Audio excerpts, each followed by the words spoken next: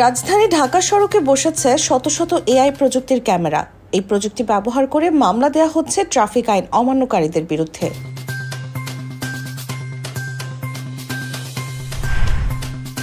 গত 7 মে থেকে পরীক্ষামূলকভাবে এই প্রকল্প শুরু হয়। বর্তমানে রাজধানীর প্রধান সড়কের 10টি পয়েন্টে এবং এলিভেটেড এক্সপ্রেসওয়েতে ক্যামেরা ব্যবহার করে ট্রাফিক আইন অমান্যকারীদের বিরুদ্ধে মামলা দেয়া হচ্ছে।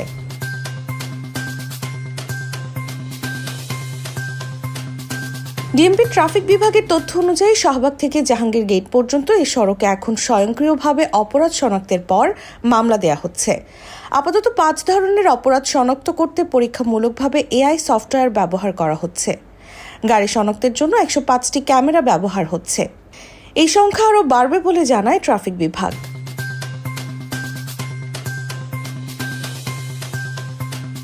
ডিএমপি জানায় এআই কোন কোন অপরাধ শনাক্ত করবে সফটওয়্যারে সেগুলোর একটি নির্দেশনা দেওয়া আছে। এছাড়া আরও কিছু ফিচার অন্তর্ভুক্ত করা হবে। এর মধ্যে গাড়ি চালানোর সময় মোবাইলে কথা বলা, সিট বেল্ট বাঁধার মতো বিষয় রয়েছে।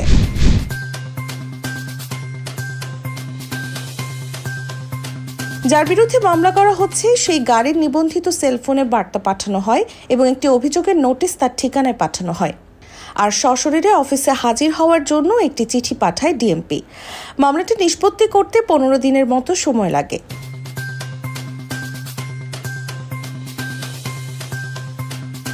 ডিএমপি জানায় 25 সেকেন্ডের একটি ভিডিও জমা প্রমাণ হিসেবে রাখা হয়।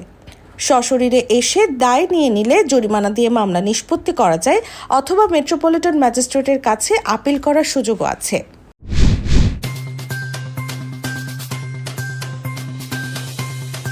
এমন পদক্ষেপ নিয়ে ট্রাফিক বিভাগ আশাবাদী হলেও যানজট সমস্যার দীর্ঘমেয়াদী সমাধান হবে কিনা সে ব্যাপারে সংশয় প্রকাশ করেন গাড়ি চালক এবং বিশেষজ্ঞ মহল। চালকেরা বলছেন এই প্রযুক্তিতে লাইসেন্সধারী এবং নিবন্ধিত যানবাহন কঠোর আইন ও নিয়মকানুনের বেড়াজালে পড়ছে।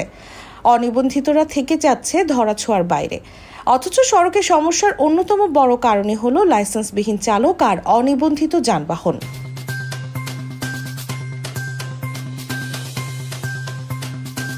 বিশেষজ্ঞরাও বলছেন নিবন্ধনহীন যানবাহন আর অনিয়ন্ত্রিত পরিবহনকে নিয়ন্ত্রণ করা না গেলে রাজধানী ঢাকার সড়কে শৃঙ্খলা আনা সম্ভব নয়।